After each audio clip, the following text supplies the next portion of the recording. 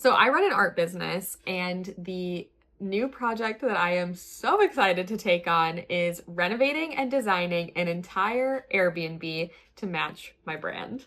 I am so stoked about putting my art all over the walls, hopefully the furniture, but also finding decorative accents that all kind of roll into it. And I've already created branding for it because, of course, I couldn't resist. So before we even closed on the house, I gave it a name.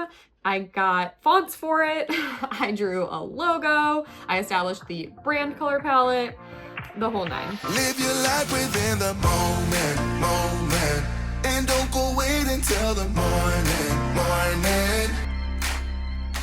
So we have a name. I'm very excited. We ended up settling on Orangewood Cottage for this house.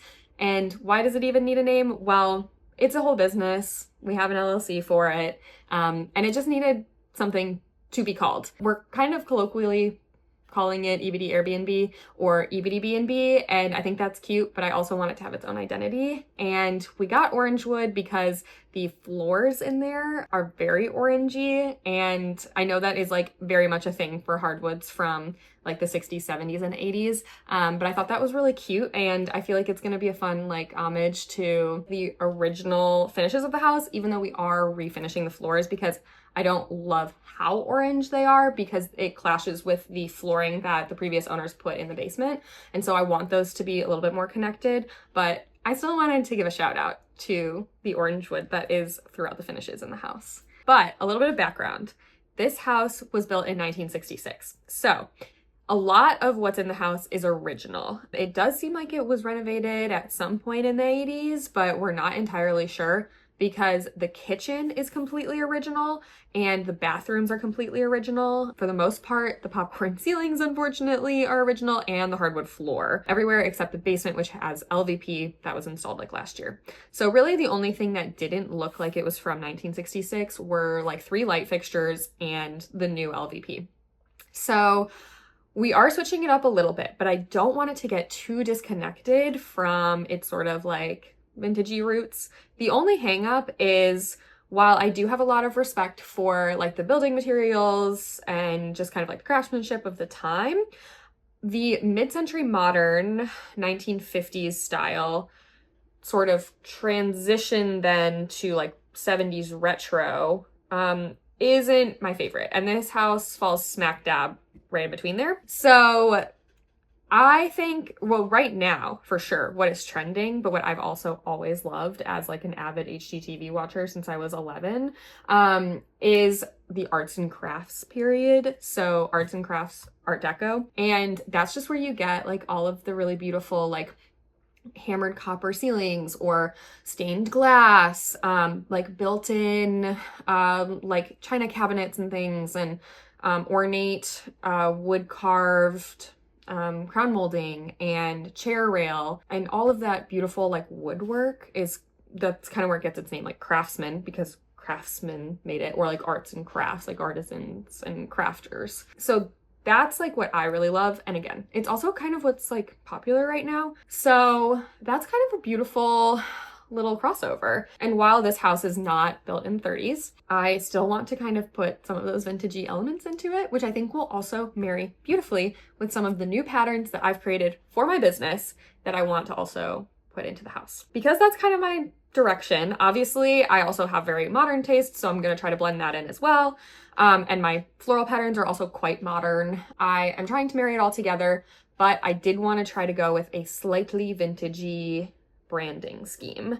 And so I'll start there. I tried out a million different fonts, let me tell you. I also was looking at sort of like a weathered like element, whether it was some sort of like oval or border for like one of the logos, or maybe a squiggle just to be kind of cutesy. I ended up hand drawing a logo in cursive that says Orangewood Cottage, and it looks quite a lot like my preferred logo for my business, Elise Brian Design, where it's in my cursive. So I liked that those looked good together and kind of felt like they were a similar vibe, but the cursive and the handwriting I think makes it feel more homey and cutesy and old-fashioned. And then I chose a sort of like serif font that almost has like a courier typewriter kind of vibe to it as sort of like the secondary font. And so that's kind of how I settled on those. And then I ended up creating a few different logos. I went with the oval design. I created a flower that looks kind of like a block print flower. Again, popular right now, something I really love, something I'm incorporating in a lot of my new patterns.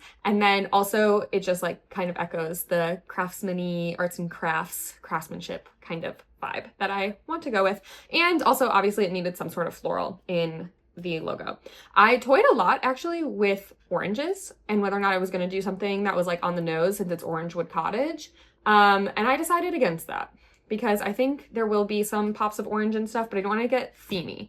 The theme is Elise brand design, not oranges. And so I just tried to like keep myself on the straight and narrow there. But after I hand drew the logo, I really liked the O and the C. And obviously that's just an easy transition into like a secondary logo. And I used OC a few times in the same oval. I'm trying to kind of like also bring out that it's located in Durham because I have a lot of pride for living here since it is the town I chose to live in. And I just love Durham, so I'm very excited to highlight that. And then I also included 1966 because I want to kind of like honor that it is an older house. So that's how I came up with sort of like the branding scheme and the logos and all of that. I also played with creating a few brand patterns. Didn't end up sticking to that when I decided to make my announcement post on Instagram. I ended up using one of my new patterns and then just kind of creating like a sketchy version of it so it'd be a little bit different and it would really match my branding for Elise brand design because I'm also in the middle of revamping my website and that includes drawing a bunch of new icons for the website. So I was just kind of in that mode. And so I think it's kind of nice that it organically tied into this announcement and I'm happy with that. And then I kind of established a color palette that I think is going to be throughout the house. I definitely want to do a room that has like a purple and pink vibe and that is very reminiscent of, and this is going to be a big sneak peek, one of my new patterns, Violetta. That's all the sneak peek you get. And so I think that's going to be the theme of one room. It may not necessarily be that print everywhere, but I love the dark plum color. I'm obsessed with it. And that and pink I think are going to look super cute together. And it's just going to be a fun room to experiment with, but it's going to be contained to one bedroom and not throughout the whole house. Since I think it can be kind of hard to balance a dark color like that. I actually almost was very enticed to do kitchen tile that was pink and plum, but first of all, expensive. Second of all, the plum I think just overtakes, like I would need to balance that out somewhere else in the kitchen, living and dining, which are all going to be one big room. And I didn't feel like I would be able to do that without kind of like stealing the show because plum is just such a like vibrant and dark color. So I think I'm going to try to contain the plum for the most part to that one bedroom. And then I really like a light blue, like purpley leaning blue, like almost periwinkly, and then like a yellowy green. So I think those are going to take kind of a big role throughout the design of the house. And so those are in my branding color palette as well. And then I'm going to do like a darker tone on the floors. And I think that like a darker brown can look really nice with a sort of like forest green or like more of a emerald green. So that'll be interesting to see if I actually incorporated that, but I put it in the color palette for kind of like my inspo and direction. You might be wondering why I put effort into making branding for this house. As an Airbnb, I want to make sure it is polished and it looks like its own business. We did all of the back end legal work of like creating an LLC, opening up a bank account, doing everything official that we really need, like filing the deed in the LLC's name such that like this is its own business. And so I feel like every good business needs some branding. And in case we decide to do anything sort of like custom for the house, I want the guests to feel like they're, you know, getting the experience and it's memorable and they remember what it's called. So I think the branding will be helpful for that. Plus there's definitely going to be like a binder in there that's just giving guests information. So I'll put that on there. But also when you're decorating a house that isn't like for one set family to live in, it's kind of hard to like figure out what to put on the walls everywhere. Like in my house, I have photos of me and my husband, and like my family and friends, but like I don't want to do that in an Airbnb, obviously. So I think it'll be fun to use the branding as like decor too. I think that'll just make it a really fun experience. So I think it's good to kind of have my brain in that zone and have some direction, even though I'm sure I'll deviate a little bit from this, but at least we have that ready to go. And we'll probably have to start an Instagram for the Airbnb house as well. So on to the design. So, okay, obviously this is just my first round, first draft feelings. I am gonna go buy some furniture from the Anthropologie Home Outlet at some point. And so that's going to kind of dictate a few of my design choices, I think, if I can find some of the pieces I want to get there. I think there's going to be a primrose mural somewhere just because it feels like it has to happen. And then maybe I'll do like a paisley mural somewhere because I think that could be just really fun and cute. And I just feel like I love it. And then there's definitely going to be a Primavera Blue Stripes room. And you guys know exactly what that is if you've been following along, because I won't shut up about Primavera. It's my favorite pattern. So that'll be really fun. I feel like that's for sure happening. Other than like those inspos, I don't have furniture picked out or other stuff like that. I'm just gonna kind of see what happens because right now we can't put any furniture in the house yet. It is getting fixed for having asbestos everywhere. So we can't have any fabric in there until it is done in like a few days. And then they're gonna wanna put up new drywall, refinish the floors. So I think I'm just gonna wait until some of that's done before I start buying stuff. I know I'm gonna be mad at myself for not buying the furniture right now because some of it's gonna take like 12 weeks to ship, I'm sure. But I just don't feel confident. Like it's too much of a commitment to buy one thing and then be like, okay, now I'm tied down to this without being able to see like what I actually am gonna get from the Anthro Home Outlet. So we'll see. But something that I am sure of is the living room, dining room area is going to be themed after my new favorite pattern. Has it overtaken Primavera? I don't know. I think they're different, and so I can love them both equally. But her name is Reverie, and I'll give you the tiniest sneak peek here. This is her. And I'm definitely muraling that. I think I want to do it in two spots. I want to do it in the dining room, and then there's going to be a wall that kind of hides the refrigerator in the kitchen, and it's like a corner wall. So I was thinking of doing it on both sides of the corner. So there would be kind of 3 walls, but 3 small walls with Reverie.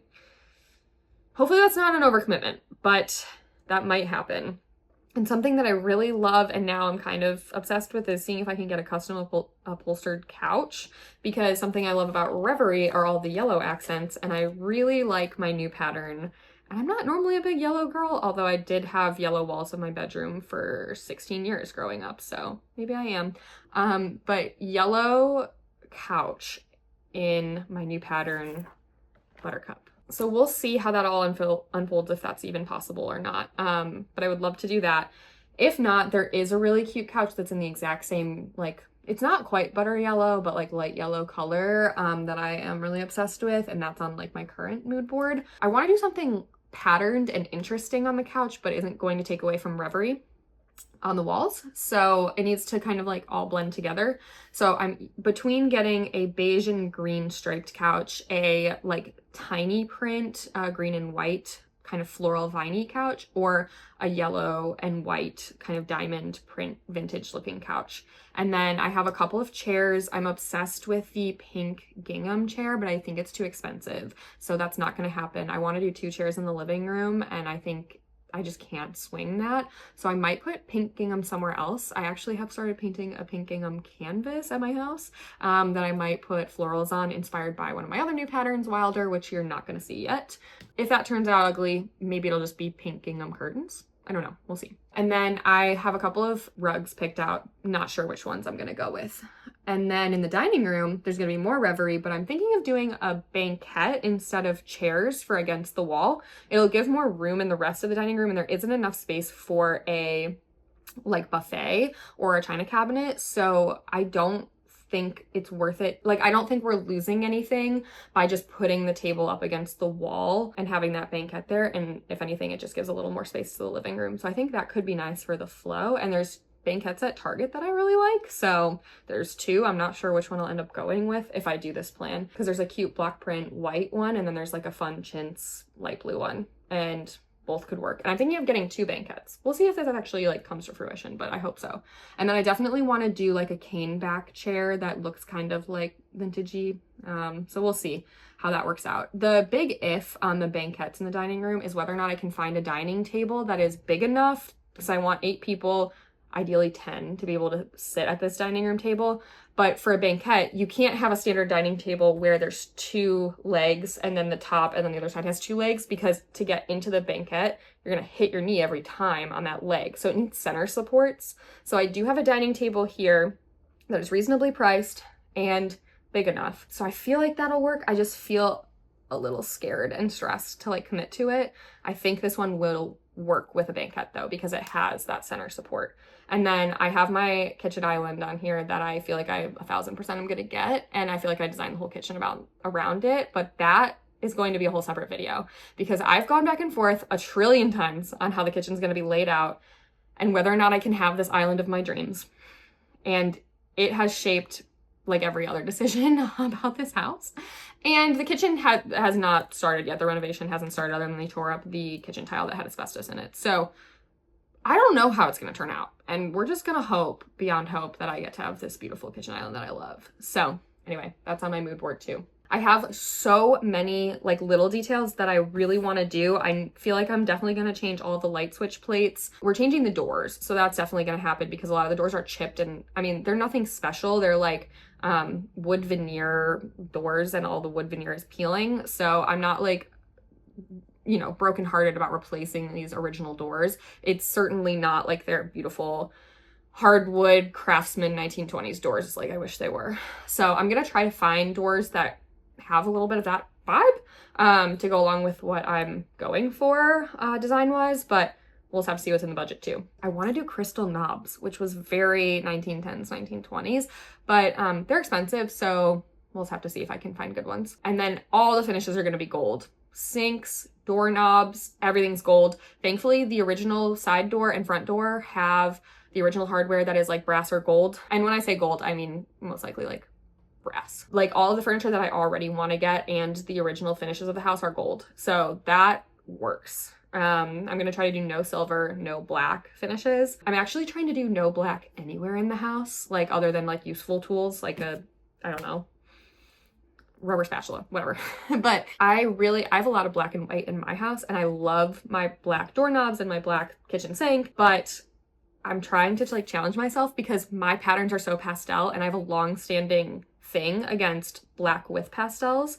And so I feel like this cottage is just begging to be cutesy, gold, vintage, no black. And black is just so heavy and like, oh, it's just gonna zap the energy out of the room. So as much as it is so nice to rely on black as like a easy neutral finish for metal, for wood, for literally anything, I'm trying to do no black. We'll see. So it's all gonna be like brown, gold, white for like the neutrals and the functional whatever. So anyway, I'm obsessed with all of these like gold hooks that I have been browsing on Amazon, and I might just get a bunch of those, or maybe I'll try to go like antiquing and try to find some original ones, or not original, but truly vintage. And that's definitely something I'm looking forward to experimenting with.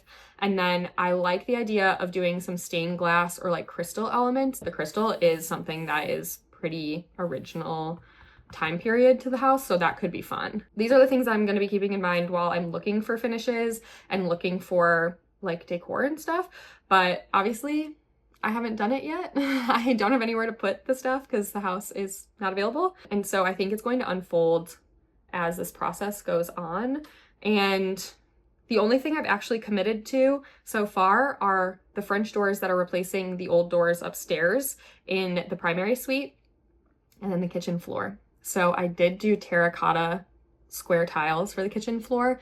It looks a lot like my grandma's house. And if you've heard me talk about like coastal patchwork, one of my patterns, or just this cottage in general, a lot of my inspo is coming from my grandma and her house because she has impeccable taste. But my pattern coastal patchwork is also like entirely inspired by her. And her house was built in, I think, the late 50s or mid 50s. So it's getting a little bit closer to my ideal time period. So I think I'm gonna get a lot of inspo there, but I think the terracotta tiles are gonna blend nicely with my dream kitchen island, which was a requirement. And then it's also leaving me open to pick out something fun or something neutral for the kitchen backsplash. I'm thinking potentially pink, but we'll see. We'll see if I'm feeling spicy. I do have a whole dilemma about resale value versus like just going full force with the design now that I'm struggling with, but that's for another video. The tile in the kitchen backsplash, the bathroom, both bathroom floors and both bathroom showers is going to give me like a hernia or something. Like I'm having struggles about this and it's anyone's game. Like who knows what direction I will go in, but I will be getting 1,000 tile samples and going to many tile stores because this feels like a huge decision. Otherwise, I'm feeling low stress. I feel like this is all going to come together very nicely. I have a lot of design ideas. I don't know that I'm sticking to any sort of timeline. Did I have a timeline when I started? I was like, oh, maybe I'll get this done in 2 to 4 months. No. This is gonna take me a while. And that's okay, because that means I get to have fun for longer. And I'm okay with taking my time and making this a super thought out design, not only because my Airbnb guests will get to enjoy it, but I know my friends and family are gonna stay there. They'll get to enjoy it. I'll get to enjoy it while they're staying there. And part of the whole point of this is documenting the process. And if I don't think it through and I don't make it beautiful, what was the point anyway? So that's where I'm at.